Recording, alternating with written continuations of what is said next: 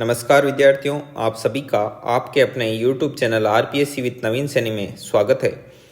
विद्यार्थियों, पिछली क्लास में हमने पढ़ा था rising of Bikaner. 1 minute pen choose करते हैं, राइजिंग ऑफ बीकानेर। और आज हम पढ़ेंगे राज सिंह ऑफ मेवाड़। मेवाड़ के राज सिंह के बारे में आज हम अध्ययन करेंगे। तो चलिए शुरू करते हैं आज अपनी क्लास। तो एक पेज ले लेते हैं और इस पर एक राजस्थान का रफ मैप बना देते हैं। मैप ड्रॉ करते हैं यहाँ पर। ये यहाँ पर है मेवाड़। मेवाड़ अब देखो, और मेवाड़ के हैं राज सिंह। अब हमने प्रताप के बारे में तो अध्ययन किया था। अब मैं आपको प्रताप से लेकर और राज सिंह तक की यात्रा बताता हूँ कि ये किस प्रकार है। तो इनमें जो प्रताप थे, प्रताप का बेटा था अमर सिंह। प्रताप का बेटा अमर सिंह। अमर सिंह का बेटा था कर्ण सिंह। आपको अभी जस्ट ध्यान से सुनना है, ये लिखना नहीं है, क्योंकि ये PDF है, वो लिखी हुई आपको मिलेगी। और PDF कहाँ पर मिलेगी तो डिस्क्रिप्शन में देखिए, आपको सब कुछ दे रखा है। कर्ण सिंह, जगत सिंह। कर्ण सिंह का बेटा कौन था? जगत सिंह। प्रताप का बेटा अमर सिंह। अमर सिंह का बेटा कर्ण सिंह। कर्ण सिंह का बेटा जगत सिंह। और जगत सिंह का बेटा था राज सिंह। और इसी राज सिंह के बारे में हमको क्या करना है? अध्ययन। तो देखिए, अब हम जो राज सिंह के बारे में पढ़ रहे हैं वो मुगलों के संदर्भ में ही पढ़ रहे हैं। तो देखो, प्रताप ने मुगलों की कोई अधीनता स्वीकार नहीं की। उसके बाद में अमर सिंह ने जहांगीर के समय, अमर सिंह के समय मुगल शासक कौन बना था? जहांगीर। उसकी कुछ शर्तों के साथ अधीनता क्या कर ली? स्वीकार। उसके बाद में आता है कर्ण सिंह, और कर्ण सिंह के बाद में आता है जगत सिंह। तो कर्ण सिंह बताते हैं कि ज़्यादा नहीं जिया था, मतलब जिंदगी भी ज़्यादा नहीं जी इसने। और उसके बाद में जगत सिंह आता है। जगत सिंह के समय से मुगलों के खिलाफ क्या हो गया था, मतलब कि विद्रोह वगैरह इसने करना शुरू कर दिया था। ज़्यादा नहीं किया, लेकिन थोड़ा बहुत करना शुरू कर दिया था। और राज सिंह ने तो खुल्लम खुल्ला क्या कर दिया? विद्रोह शुरू। तो आइए अब हम पढ़ते हैं राज सिंह के बारे में। तो पहुंच गए प्रताप से राज सिंह तक की यात्रा कैसी है, तो ये इस प्रकार है। तो अब हम लेते हैं राज सिंह। राज सिंह है, उसका शासनकाल है 1652 से लेकर 1680 तक। 52 से 80। तो इसके बीच में मुगलों के साथ क्या क्या इसके संबंध रहे, उसके बारे में हम अध्ययन करेंगे। और इसका राज्याभिषेक कब हुआ? तो इसका राज्याभिषेक हुआ था 10 अक्टूबर 1652 को। इस दिन ये राजा बने थे। और बताते हैं कि जब राज सिंह वगैरह है तो अभी भी ये क्या चल रहे थे, इधर जगत सिंह, अमर सिंह से शुरू हुई थी मुगलों की अधीनता, तो वो अधीनता चल रही थी। तो अधीनता में क्या रूल था कि भाई ऐसे नहीं है कि आप, जैसे ये चित्तौड़ का किला है इनका, चित्तौड़ का किला इनको कब मिला? जब अमर सिंह ने अधीनता स्वीकार कर ली, तब से चित्तौड़ का किला इनके पास है। तो अब इसमें शर्तें होती थी कि ऐसा नहीं है कि आप चित्तौड़ के किले का निर्माण कार्य करवाना शुरू कर दो, दुर्ग को मजबूत करना शुरू कर दो। तो ये ऐसी शर्तें उसमें अधीनता में होती थी, क्योंकि यदि ये इस किले को मजबूत कर लेंगे तो ये भविष्य में क्या कर देंगे? विद्रोह कर देंगे कि आ जाओ अब लड़ लो, क्योंकि इन्होंने अपने दुर्ग को क्या कर लिया है? सुरक्षित कर लिया है। तो ऐसा रहता था कि आप दुर्ग का निर्माण नहीं करवा सकते, क्योंकि आप अधीन हो, आप अपने आप को ज़्यादा सुरक्षित नहीं बना सकते। तो बताते हैं कि राज सिंह ने विद्रोह शुरू कर दिया था। इसलिए राज सिंह के समय तो राज सिंह ने चित्तौड़ के किले का क्या कर दिया था? निर्माण कार्य करवाना शुरू कर दिया था। बाद में शाहजहाँ बताते हैं आता है, और शाहजहाँ ने क्या किया था? सादुल खान को भेजा था, खुद नहीं आया, सादुल्ला खान। और इसको भेजकर ये जो चित्तौड़ के किले का एक्स्ट्रा निर्माण करवाए उसे तुड़वाता भी है। अब देखिए, एक किस्सा है कि राज सिंह के समय में बाद में यहाँ का शासक बना था औरंगजेब। तब औरंगजेब कैसे बना? पहले तो देख लो, शाहजहाँ ने तो इसके किले पर रोक लगा रखी थी बनाने को लेकर, और राज सिंह ने बनाया तो सादुल्ला खान को भेजकर इसका किला तुड़वा दिया। अब इनमें मुगलों में एक सिस्टम था, जैसे शाहजहाँ के बेटे थे, कई बेटे थे, दारा सिक्को वगैरह, और औरंगजेब, ये इसके क्या थे? बेटे थे। अब हिंदुओं में ऐसा सिस्टम होता था कि राजा का बड़ा बेटा ही क्या बनता था? राजा बनता था। लेकिन इधर मुगलों में ऐसा सिस्टम था कि जैसे इनके मुगलों के अब बेटे हैं, तो इनमें से नेक्स्ट राजा कौन बनेगा? तो ये आपस में क्या करते थे, लड़ते भिड़ते थे, विद्रोह करते थे, और जो लास्ट में सबको दबा देता था वही क्या बनता था, राजा। जैसे ये सभी जो इनके है राजकुमार पीछे, ये शाहजहाँ के बेटे हैं, वो सभी क्या करेंगे, अलग अलग रियासतों में जाएंगे, चाहे राजस्थान के बाहर की हो, राजपूताने के बाहर की कोई रियासत हो, चाहे यहाँ की लोकल हो, कहीं की हो, तो उनसे क्या मांगेंगे, अपना अपना समर्थन मांगेंगे। तो जिसके पास ज़्यादा समर्थन होगा, जो आपस में एक दूसरे से लड़ेंगे मरेंगे, तो लास्ट में जो रहेगा सबसे शक्तिशाली, जो बाकी को दबा देगा, वही क्या बन जाएगा, राजा। तो बताते हैं कि औरंगजेब ने मेवाड़ रियासत से, जो कि उस समय यहाँ का शासक कौन था, राज सिंह से क्या मांगी, अपनी हेल्प मांगी, कि बोले कि आइए राज सिंह आप मेरी हेल्प कीजिए, हमारे यहाँ उत्तराधिकार चल रहा है झगड़ा। तो बताते हैं कि राज सिंह ने इसकी हेल्प की नहीं, बात को ऐसे ही घुमा दिया। और बाद में जब औरंगजेब फाइनली बन गया 1659 ईस्वी में, 1658-59 में ये क्या बन गया, औरंगजेब बन गया, मुगल साम्राज्य का शासक बन गया। तब बताते हैं राज सिंह ने बोल दिया कि भाई हमें तो मालूम ही नहीं था कि आप कितना चल रहा है युद्ध वगैरह, मेरे ध्यान में नहीं आया, मतलब ऐसे करके बात को टाल दिया। अब जैसे ही क्या होता है, अब इसकी टक्कर कहाँ से शुरू होगी, औरंगजेब से, तो टक्कर होती है यहाँ से शुरू। देखो जैसे ही वो औरंगजेब है वो राजा बनता है, भाई मुगल साम्राज्य का शासक बनता है, तब वो क्या करता है, इधर एक किशनगढ़ नाम की जगह है। कौन सी जगह है, किशनगढ़। और किशनगढ़ में एक राजा थे रूप सिंह की पुत्री थी, उसका नाम था चारुमती। अब क्या हुआ, औरंगजेब ने जीतते ही क्या किया, शुरू किया हिंदुओं का विरोध करना, मूर्तियां तुड़वाना वगैरह सारे कार्य। तो बताते हैं कि इस औरंगजेब ने चारुमती का हाथ किससे मांगा था, रूप सिंह से रिश्ता भेजा था। और रूप सिंह उस समय मना भी नहीं कर सकते, क्यों, क्योंकि औरंगजेब है वो बहुत ही क्या था, शक्तिशाली शासक था। अब चारुमती ने आकर स्पष्ट मना कर दिया अपने पिताजी को। तो रूप सिंह जी बोले कि हम जो ये राजा है, ये मुगल साम्राज्य का शासक है औरंगजेब, इससे भिड़ने की ताकत नहीं रखते, तो अब हम क्या करें। तब बताते हैं कि चारुमती ने राजपूताने में चारों ओर नजर दौड़ाई कि यहाँ कोई शक्तिशाली शासक है क्या। तो बताते हैं कि चारुमती को उस समय राजपूताने में एक ही शक्तिशाली शासक नजर आया, और उसका नाम था राज सिंह। आप देखना, जब जब भी राजपूताने में कहीं पर भी संकट आता है, सब किस रियासत को याद करते हैं, मेवाड़ रियासत को। और एक चीज कि मुगलों से भिड़ने की, दिल्ली सुल्तान से भिड़ने की जो एक तरफा ताकत कौन रखते हैं, मेवाड़ के सुल्तान, जो मेवाड़ के जो शासक हैं, वो मेवाड़ के राजपूत शासक दिल्ली सुल्तान से सीधे ही भिड़ने की क्या रखते हैं, ताकत। अब चारुमती ने क्या किया, एक खत लिखा, किसको, राज सिंह को बोला कि भाई आप इतने वीर हो, आप इतनी बड़ी रियासत के, जो इतनी प्राचीन काल से चली आ रही है, जो अपनी आन बान और शान के लिए जाने जाती है, क्या उस रियासत के आप जैसे महान राजा के रहते हुए मुझे मुगलों के घर जाना पड़ेगा, क्या आप मेरी हेल्प कर सकते हो। तब बताते हैं राज सिंह है वो, इसका पत्र है, उसमें कही गई बात को क्या करते हैं, स्वीकार करते हैं। तो चारुमती ने शादी का प्रस्ताव किसके लिए रखा, राज सिंह के लिए। तो राज सिंह ने इस चीज को स्वीकार कर लिया। अब देखिए आगे क्या होगा। अब राज सिंह है वो यदि चारुमती से शादी करते हैं, तो इसका सीधा मतलब क्या है, औरंगजेब को खुली चुनौती देना। ये तय है कि औरंगजेब से सीधी टक्कर हो जाएगी इनकी, कि भाई मैंने रिश्ता भेजा, हमारा तय हुआ था, आप बीच में कहाँ से आ गए। तो इस बात को लेकर झगड़ा होना तय है औरंगजेब और राज सिंह के बीच में। अब मैंने जब आपको राणा लाखा के समय बताया था कि जो चुंडा ने भीष्म प्रतिज्ञा ली थी, तो उसको क्या दी थी, सलूम्बर की जागीर दी थी। आपने यदि वो वीडियो देखें तो सलूम्बर के जो चुंडावत होते थे, चुंडावत या चूड़ावत, तो सलूम्बर के चूड़ावत क्या करते थे, जब भी मेवाड़ पर कोई आंच आती थी, तो कोई मतलब बुरी नजर डालता था, तो सबसे पहले सलूम्बर के चूड़ावत क्या रहते थे, आगे रहते थे। हरावल सेना का नेतृत्व भी वही करते थे। तब बताते हैं अब राज सिंह क्या करेगा। राज सिंह ने बुलाया यहाँ के जो शासक थे सलूम्बर में, ये सलूम्बर की जागीर किसके पास थी, सलूम्बर में थे एक रतन सिंह चुंडावत या चूड़ावत। इनको बोला कि देखो बात है ये, औरंगजेब ने अपने शादी का प्रस्ताव रखा है, इनके पास भेजा है, ये मना नहीं कर सकते।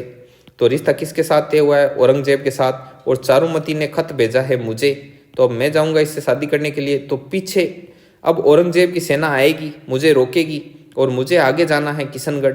तब इनसे भिड़ेगा कौन? तो इनसे भिड़ना है आपको सलूम्बर के जो रतन सिंह चूड़ावत है उनको सौंपी थी ये जिम्मेदारी।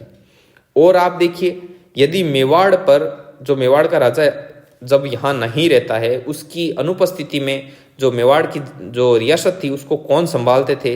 वो संभालते थे सलूम्बर के जो रावत होते थे वो। तो वैसे भी रतन सिंह चूड़ावत को सारा कुछ हैंडल करना था। तो बताते हैं कि अब जो रतन सिंह चूड़ावत थे, तो इनकी रानी थी बूंदी की। बूंदी की हाड़ी रानी थी, मतलब हाड़ा रानी, हाड़ाओं की थी बेटी, तो हाड़ी रानी बोलते हैं इसको। और इसका नाम था सहल कंवर, सहल कंवर। तब बताते हैं कि जो रतन सिंह थे, अब ये गए, ये आगे जा रहे हैं। कौन? ये राज सिंह शादी करने के लिए। और पीछे जो जिम्मेदारी सौंपी है रतन सिंह को, चुंडावत को। तो जब ये रतन सिंह को पता था युद्ध होना तय है, तो बताते हैं कि जब ये रतन सिंह तैयार हुए युद्ध के लिए, वेशभूषा धारण की, सारा कुछ करके अपने घोड़े के पास जा रहे थे कि भाई अब घोड़े पर बैठ के सेना लेके रवाना होना है। तब बताते हैं अपनी एक दासी को बोला कि आप जाओ और रानी सहल कंवर से क्या लाओ? उनकी एक निशानी लेकर आओ। तो सहल कंवर ने ये भांप लिया कि जो ये राजधर्म है, ये राजधर्म के लिए जा रहे हैं मेरे पति, और ये मांग रहे हैं क्या? अपनी एक निशानी। तो सहल कंवर ने बताते हैं कि सहल कंवर ने अपना जो सिर है वो काट कर एक थाली में रखकर भेज दिया कि ये ले जाकर उनको क्या दे दो? निशानी दे दो। तब इसके लिए एक चीज़ बोलते हैं कि जो चूड़ावत मांगी सेनानी सिर काट दियो सतरानी, तो वो सतरानी यही थी सहल कंवर, जो कि बूंदी की थी और हाड़ाओं की बेटी थी हाड़ी रानी। सहल कंवर जो कि रतन सिंह चूड़ावत के साथ इनकी क्या की हुई थी? शादी की हुई थी। आ गई बात समझ में? फिर बताते हैं कि रतन सिंह ने उनके जो सिर था उसको ऐसे गले में पहन लिया और उसके बाद में क्या किया था? युद्ध किया था औरंगजेब की सेना से, और युद्ध करते हुए वहीं पर क्या हो गए थे? शहीद। ठीक है। और इधर जो राज सिंह है वो यहाँ से शादी करके वापस कहाँ आ गए? अपने घर। तो घर किसका उजड़ा? इसी का उजड़ा, सलूम्बर के रावत का, रतन सिंह चूड़ावत का। तो ये भी एक स्टोरी थी। और ये घटना कब की है? ये घटना है 1660 ईस्वी की। ठीक है, ये सब आपको नोट्स में लिखा हुआ मिलेगा, आप बस सुनिए। अब देखो इनमें मोस्ट घटना कौन कौन सी सन में, मैं एक बार आपको बता दूं। देखो एक तो 1660 ईस्वी में मोस्ट घटना है, एक 1662 से लेकर 76 तक की ये घटना, एक 1664 की, एक 1672 की, और एक 1678, 79 और 80। अब देखो 1660 की तो ये घटना थी जो मैंने अभी आपको बता दी। आगे बात समझ में। और राज सिंह का क्या क्या रोल है अब बताते हैं कि ये दुश्मनी तो थी, अब राज सिंह शादी करके आ गया इनसे, और बताते हैं कि पीछे औरंगजेब है वो ची किया, तब इसको बोल दिया कि भाई हमें तो मालूम ही नहीं था कि आपका उधर रिश्ता तय है क्या। तो ये राज सिंह बड़े ही विवेक से कार्य करते थे, मतलब स्ट्रेट फॉरवर्ड, सीधा नहीं लड़ते थे दिल्ली सुल्तान से। ठीक है, आगे भी देखना, ये गुट वगैरह बनाएंगे, आगे क्या होती है स्टोरी अभी बताते हैं आपको। आगे देखिए और राज सिंह ने क्या क्या कार्य किए अपने शासन काल के दौरान। बताते हैं कि 1662 से 1676 ईस्वी में कौन सी मेन घटना है वो बताएं पहले आप। तो राज सिंह ने राजसमंद झील का निर्माण करवाया। इसने गोमती नदी है एक, गोमती नदी के पानी को रोक कर राजसमंद झील का निर्माण करवाया। और गोमती नदी, ताल और केलवा आदि नदियों का पानी किस में आता है? राजसमंद झील में। और राजसमंद झील का निर्माण कार्य कब से कब तक चला? 1662 ईस्वी से लेकर 1676 ईस्वी तक चला। इतना लंबा कार्य चला, तब जाकर क्या बनी थी? राजसमंद झील बनी थी। और इसमें गोमती, ताल तथा केलवा नदियों का क्या आता है? पानी आता है। और इसको लेकर क्या क्या खास है जो राजसमंद झील है उसको लेकर? बताते हैं कि इस झील की जो नौचौकी की पाल है उस पर 25 बड़ी बड़ी क्या है? शिलाएं लगी हुई है ऐसे संगमरमर की, और उस पर 25 सर्गों का एक राज प्रशस्ति महाकाव्य खुदा हुआ है। ये शिलालेख है, राज प्रशस्ति महाकाव्य, ये क्या है? इस पर खुदा हुआ है। अब देखो राज प्रशस्ति से कई अहम जानकारियां मिलती है, जैसे बताते हैं कि हल्दी घाटी की युद्ध में जो महाराणा प्रताप की विजय का वर्णन है वो भी राज प्रशस्ति में, उसमें बताया गया है कि हल्दी घाटी के युद्ध को महाराणा प्रताप ने क्या किया था? विजित किया था। कई जानकारियां मिलती है इस राज प्रशस्ति में। तो ये राज प्रशस्ति 25 बड़ी शिलाओं पर लिखा हुआ है और वो कहाँ पर है? नौचौकी की पाल पर है। और नौचौकी की पाल कहाँ है? राजसमंद झील के किनारे। और देखिए इसकी रचना जो राज प्रशस्ति थी, इसकी रचना किसने की थी? रणछोड़ भट्ट तेलंग ने। रणछोड़ भट्ट तेलंग ने की थी। ठीक है, ये भी इंपॉर्टेंट है। अब देखो एक इससे मिलता जुलता मैं आपको कॉन्सेप्ट यहीं बता दूं, ये नोट लगा के अच्छे से ध्यान में रखना कि जो एक तो ये राज प्रशस्ति महाकाव्य है, ये तो लिखा था रणछोड़ भट्ट तेलंग ने। और जो जगन्नाथ राय प्रशस्ति है, जगन्नाथ राय प्रशस्ति, इसकी जो रचना है वो की थी कर्षण भट्ट तेलंग ने। कर्षण भट्ट तेलंग ने। ठीक है विद्यार्थियों, तो ये चीज भी आप ध्यान में रखना कि ताकि कंफ्यूज ना हो इन दोनों में। और देखिए और क्या होता है, बताते हैं कि जो ये राजसमंद झील का जब निर्माण वगैरह किया था तो यहाँ पर एक मंदिर भी बना हुआ है राजसमंद झील के किनारे। उस मंदिर किस माता का है? वो गेवर माता का मंदिर है। अब ये गेवर माता का मंदिर यहाँ क्यों बना, कैसे बना, इसकी स्टोरी बताते हैं आपको। बताते हैं कि जब यहाँ पर दीवार बनानी शुरू की राजसमंद झील के किनारे कि भाई यहाँ पर झील बनेगी, ऐसे दीवारें होगी पास में, तो बताते हैं कि दीवार बनाते दूसरे दिन गिर जाती, और बनाते और गिर जाती। तब राज सिंह ने तत्कालीन उस समय के ज्योतिषी थे, उनसे जो ज्योतिषी वगैरह सब पंडितों को बुलाया और पूछा कि ऐसी ऐसी बात है, अब क्या करें। तो बताते हैं कि पंडितों ने ऐसा बताया कि एक ऐसी पतिव्रता नारी हो जिसके यहाँ पर तिल हो, दिखने में ऐसी हो, वगैरह वगैरह विशेषताएं बताई। तो ऐसी यदि नारी यहाँ आकर समाधि ले अपनी इच्छा से, तो उसके बाद में यदि इसका निर्माण कार्य करें तो वो सही ढंग से होगा, ऐसा बताते। तब सब लोगों ने ढूंढा इधर उधर, पहले तो मिली नहीं। कई दिनों के बाद पता चला तो यहाँ पर एक दंपति रहते थे, पति पत्नी, जो वो क्या थे? किसान थे। तो उसमें जो उस किसान की पत्नी थी उसका नाम क्या था?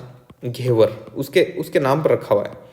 तो उसने अपनी इच्छा से जब उसको ये बात बताई कि भाई ये सारी विशेषताएं आप में मिलती है और ये काम करना है, तो बताते हैं कि उसने खुशी खुशी अपना यहाँ आकर क्या ले ली थी? समाधि ले ली थी। और उसी का यहाँ पर क्या बना हुआ है? मंदिर। और यहाँ पास में एक महल भी बना हुआ है। बताते हैं कि उसने एक शर्त भी रखी कि भाई मैं तो चलो ये समाधि ले लूंगी, आप झील बना दोगे, मेरे पति के लिए पीछे एक अच्छा सा क्या बनाना? महल बनाना। तो महल भी बनाया हुआ है, ये चीज थी। और देखिए ये 1662 की घटना। अब 1664 में क्या हुआ? 1664 ईस्वी में बताते हैं कि उदयपुर में जो राज सिंह ने अंबा माता मंदिर का निर्माण करवाया। अब बताते हैं कि अंबा माता का मंदिर वैसे किस साइड है? गुजरात में है। गुजरात में है।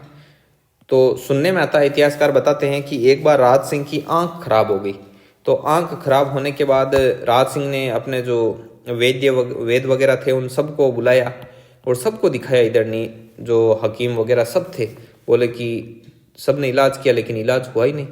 बोले कि राजा जी ये आंख तो आपकी अब जाएगी, नज़र दिनों दिन हो रही थी डाउन। राजा जी बोले कि अभी तो हमने देखा ही क्या है, ऐसे कैसे जाएगी? बोले कि ये तो अब आपकी नज़र नहीं रहेगी। तो ज्योतिषी वगैरह थे, उनको इधर उधर पूछा तो उन्होंने बताया कि आप गुजरात में एक अंबा माता का मंदिर है, वहाँ जाकर आओ, आपकी आंखें क्या हो जाएगी? ठीक। तब बताते हैं राज सिंह ने कहा चलो ठीक है, इस बात से आंखें ठीक होती है तो हम जरूर जाएंगे अम्बा माता के मंदिर।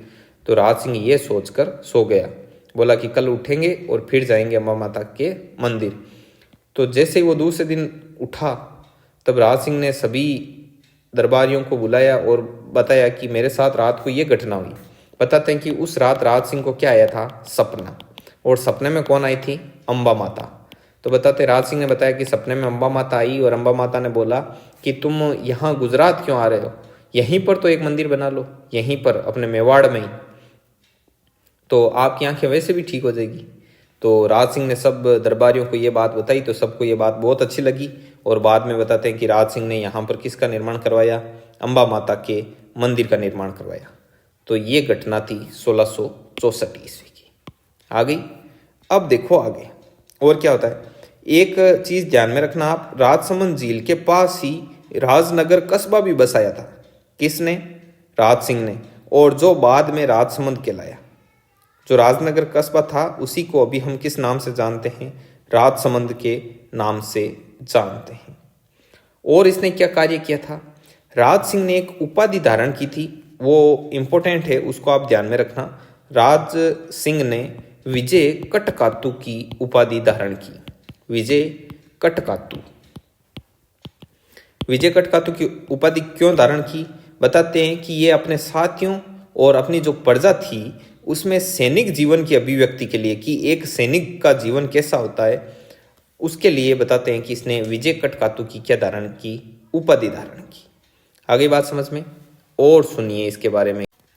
आगे देखिए, 1669 ईस्वी में बताते हैं कि औरंगजेब ने क्या किया था?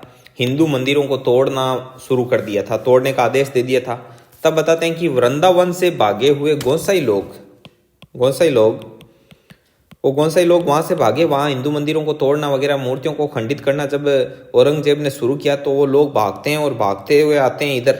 अब शरण किसके पास लें? तो शरण उसी के पास ले सकते हैं जो औरंगजेब से लड़ने की क्या रखे? क्षमता। तो नो डाउट राजपूताने में उस समय कौन था? राज सिंह।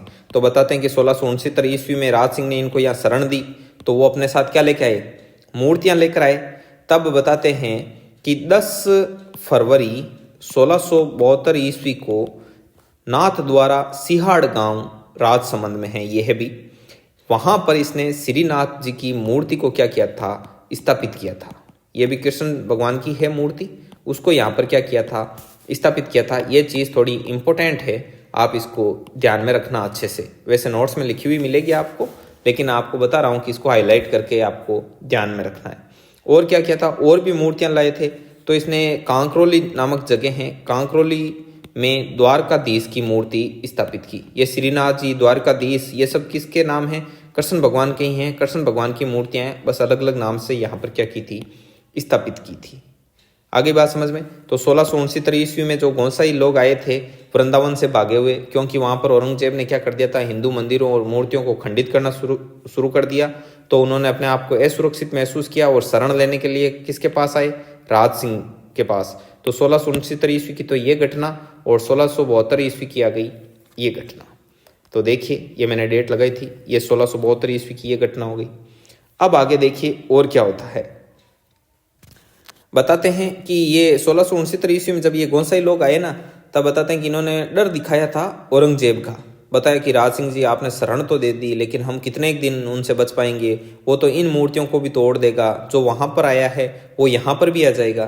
तब बताते हैं कि राज सिंह ने कहा था कि 1 लाख हिंदुओं के सिर कटने के बाद औरंगजेब इन मूर्तियों को हाथ लगा सकेगा, और मेरे जीते जी जब तक मैं जिंदा हूं तब तक तो उसको हाथ लगाने नहीं दूंगा।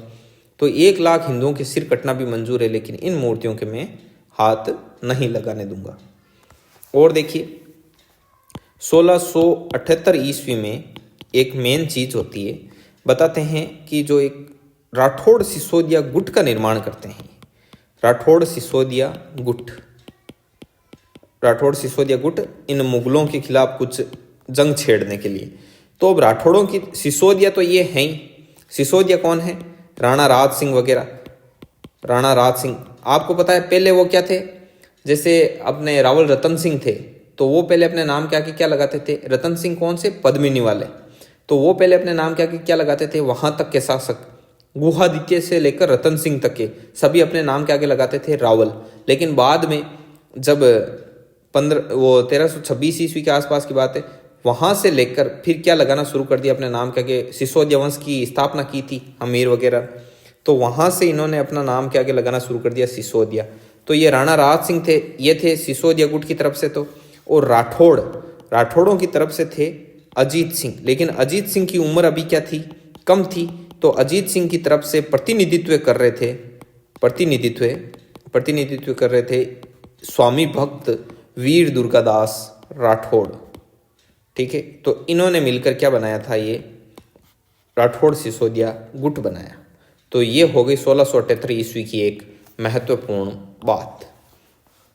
आगे देखिए, और बताते हैं कि राज सिंह को हाइड्रोलिक रूलर भी कहते हैं। यह चीज़ इंपॉर्टेंट है, कई बुकों में लिखी हुई मिलती है कि राज सिंह को हाइड्रोलिक रूलर ये इस नाम से भी जाना जाता है। तो ये चीज़ इंपॉर्टेंट है। अब देखो, ये 1678 की घटना हो गई। 1679 ईस्वी की इंपॉर्टेंट घटना क्या है?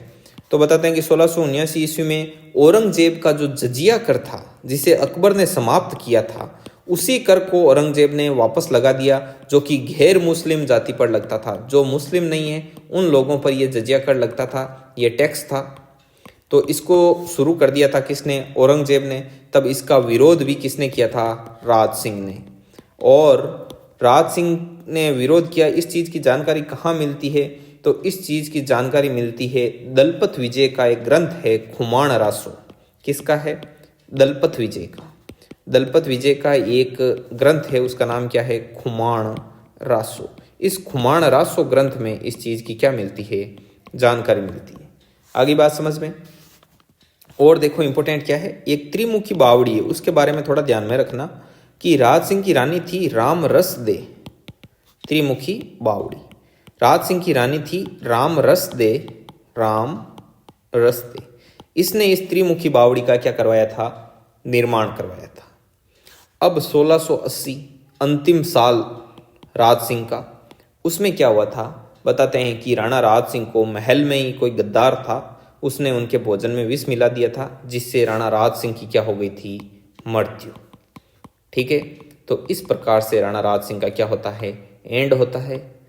समझ में आ गई बात? राणा राज सिंह की मृत्यु महल में ही किसी विश्वासघाती जो आदमी था, उसने विश्वासघात कर दिया गद्दार ने, और इनको भोजन में विष मिलाकर दे दिया, जिससे 1680 ईस्वी में इनकी मृत्यु हो जाती है। आ गई बात समझ में? तो ये तो थी सारी स्टोरी जो मैंने आपको यहाँ पर बता दी नोट में। अब हम इसको एक बार नोट्स पर पढ़ लेते हैं। जो नोट्स लिखे हुए हैं अपने राणा राज सिंह मेवाड़ वाले और मुगल, इनमें पढ़ लो। देखिए, राज सिंह मेवाड़ और मुगल। प्रताप, प्रताप का बेटा अमर सिंह, अमर सिंह का बेटा कर्ण सिंह, कर्ण सिंह का बेटा जगत सिंह और जगत सिंह का बेटा राज सिंह। अब मैंने इसमें पूरी ऐसे स्टोरी नहीं लिखी, इसमें लिखी हैं फैक्ट जो आपको एग्जाम में पूछे जाएंगे। और नोट्स इस प्रकार से हैं कि आप ज़्यादा से ज़्यादा बार इनका आराम से रिवीजन कर पाएँ और इन नोट्स को अपने दिमाग में स्थायी बना पाएँ। तो शासनकाल कितना है राज सिंह का? 1652 से लेकर 1680 ईस्वी तक। राज्याभिषेक किया था 10 अक्टूबर 1652 ईस्वी को, और चित्तौड़ के किले को मजबूत करवाया, लेकिन शाहजहां ने सादुल्ला खान को बेचकर उसे तुड़वा दिया। 1660 ईस्वी में राणा राज सिंह ने राजकुमारी चारुमती, जो किशनगढ़ की राजकुमारी थी और राजा रूप सिंह की पुत्री थी, बेटी थी, से विवाह किया। औरंगजेब की इच्छा के विरुद्ध किया, क्योंकि औरंगजेब अपना रिश्ता तय मानता था वहां पर। जब ये चारुमती से शादी विवाह करने गए, तब रतन सिंह चूड़ावत ने औरंगजेब का मुकाबला किया था, और इसी दौरान इनकी हाड़ी रानी सहल कंवर ने निशानी के तौर पर गर्दन काट कर दे दी। विजय कटकातु, ये तो इन्होंने उपाधि धारण की थी। विजय कटकातु क्या है? अपने साथियों व प्रजा में सैनिक जीवन की अभिव्यक्ति के लिए विजय कटकातु की उपाधि धारण की। राज सिंह द्वारा गोमती नदी का पानी रोककर राजसमंद झील का निर्माण करवाया था 1662 से 76 ईस्वी में। ठीक है विद्यार्थियों, और इसमें गोमती, ताल तथा केलवा नदियों का पानी आता है। इस झील की 9 चौकी की पाल पर 25 बड़ी बड़ी शिलाओं पर 25 सर्गों का राज प्रशस्ति महाकाव्य खुदा हुआ है, और इसकी रचना रणछोड़ भट्ट तेलंग ने की थी। और इस झील के किनारे गेवर माता का मंदिर भी है। तो गेवर माता के मंदिर की स्टोरी आपको मैंने बताई थी, ये ध्यान में रखना। जगन्नाथ राय प्रशस्ति की रचना की थी कृष्ण भट्ट तेलंग ने। आप कंफ्यूज ना हो तो इसलिए मैंने दोनों को पास पास में रख दिया ताकि आपको ध्यान में रहे। ठीक है विद्यार्थियों, 1664 ईस्वी में उदयपुर में अंबा माता मंदिर का भी इसने निर्माण करवाया था, और राजसमंद झील के पास ही राजनगर कस्बा बसाया, जो बाद में राजसमंद कहलाया। आगे बात समझ में? आगे देखिए, 1669 ईस्वी में औरंगजेब द्वारा हिंदू मंदिरों को तोड़ने का आदेश दिया गया। तब वृंदावन से भागे हुए गोसाई लोगों ने को अपने यहाँ क्या दी थी इसने? शरण।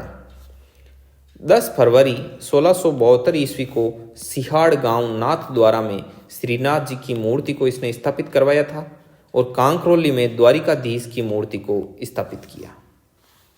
जब गोसाई लोगों ने डर दिखाया तो राज सिंह ने कहा, 1 लाख हिंदुओं के सिर कटने के बाद औरंगजेब इन मूर्तियों को हाथ लगा सकेगा।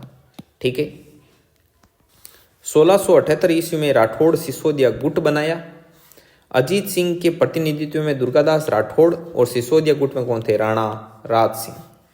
राज सिंह को हाइड्रोलिक रूलर भी कहते हैं। 1679 ईस्वी में औरंगजेब के जजिया कर का इसने विरोध किया था, जिसकी जानकारी हमें दलपत विजय के खुमाणा रासों से मिलती है। राज सिंह की रानी रामरस दे ने त्रिमुखी बावड़ी का निर्माण करवाया था और 1680 ईस्वी में राणा राज सिंह की मृत्यु महल में किसी गद्दार व्यक्ति ने उन्हें विष दे दिया था, इस वजह से उनकी क्या हो गई थी? मृत्यु।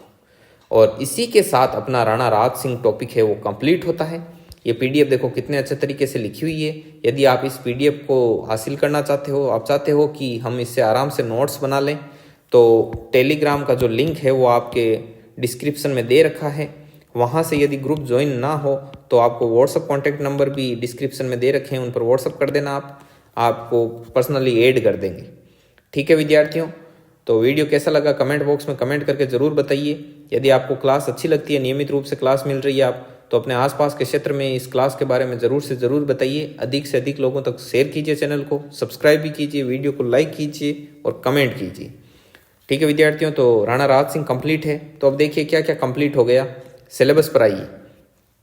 हमने देखो यहाँ से शुरू किया था, ये एंशिएंट कल्चर है। एंशिएंट कल्चर, एक मिनट कलर अलग लेते हैं। ये यहाँ से लेकर हमने पढ़ा था पहले कालीबंगा, आहड़, गणेश और बेराट। ये सारे वीडियो डाले हुए हैं हमारे, आप जाइए प्ले लिस्ट में और वहाँ पर जाकर देखिए। कालीबंगा, आहड़, गणेश और बेराट। उसके बाद में history of Rajasthan from 8 to 18 century, Gurjara Pratihara, Chauhan of Ajmer, relation with Delhi Sultanate में मेवाड़, रणथंभ और जालौर पढ़ लिया। राजस्थान एंड मुगल्स में हमने सांगा, प्रताप, मानसिंह ऑफ आमेर, चंद्रसेन, राय सिंह ऑफ बीकानेर और आज हमने पढ़ लिया राज सिंह ऑफ मेवाड़।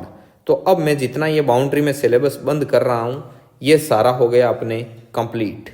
तो ये सारा क्या था अपने, देखो राजस्थान हिस्ट्री है वो 2 पार्ट में। तो देखो एक नीचे वाला पार्ट है वो मैं अलग लाइन से प्लॉट करता हूँ।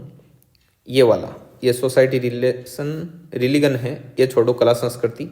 अब देखो ये वाला जो पार्ट है ऊपर, देखो ऊपर तो है रेड कलर में, जो रेड कलर में है वो तो है आपका प्राचीन राजस्थान का। ठीक है, हिस्ट्री है ये राजस्थान की पूरी।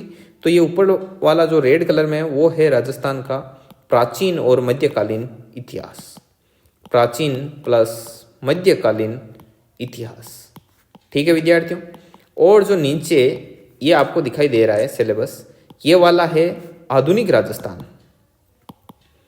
तो इन दोनों पार्ट को मिलाकर अपने क्या बनती है? राजस्थान हिस्ट्री। जो राजस्थान की हिस्ट्री है ना, ये इन दोनों पॉइंट को मिलाकर क्या होती है? कंप्लीट।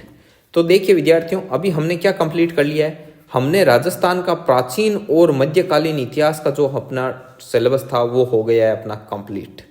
अब अपन शुरू करेंगे हिस्ट्री ऑफ फ्रीडम स्ट्रगल। इसमें 1857 की क्रांति और ये जो किसान हैं, आदिवासी आंदोलन वगैरह, प्रजामंडल है, एकीकरण है, जो महिलाओं का योगदान है, आगे वो हम कल से वो शुरू हो जाएंगे। तो आज अपनी राज सिंह ऑफ मेवाड़ टॉपिक के साथ ही प्राचीन और मध्यकालीन इतिहास है राजस्थान का, वो हो गया है कंप्लीट। अब सिलेबस में आगे ये चलेगा और जैसे ही ये टॉपिक कंप्लीट होगा उसी के साथ अपने राजस्थान का पूरा हिस्ट्री का पोर्शन है, 2nd ग्रेड में राजस्थान हिस्ट्री नाम है, वो हो जाएगा कंप्लीट। और इस पूरे के पूरे राजस्थान हिस्ट्री की मैं एक बनाऊंगा पीडीएफ, तकरीबन 100 पेज की होगी, 100 से प्लस हो सकता है, माइनस नहीं होगा। ठीक है, तो 100 पेज की एक क्या बनाएंगे आपके पीडीएफ, और सीधी बाद में आपको वो पीडीएफ दे देंगे, ताकि जो पीछे रह गए हैं बंधु वो क्या करें, उनको सारे नोट्स लिखेंगे, तब तक बहुत टाइम हो जाएगा। पीडीएफ तो वैसे दे रहे हैं लेकिन रोज़ रोज़ टुकड़ों में दे रहे हैं, तो वो मर्ज भी उनको कैसे करेंगे। तो इसलिए सुविधा के लिहाज से हम आपको पूरी की पूरी ये क्या दे देंगे, पीडीएफ दे देंगे। ठीक है, और कोशिश करेंगे कि कैनवा के स्कैनर से स्कैन करके दें आपको एकदम हाई क्वालिटी रिजोल्यूशन के अंदर। ठीक है विद्यार्थियों, धन्यवाद। जय हिंद, जय भारत।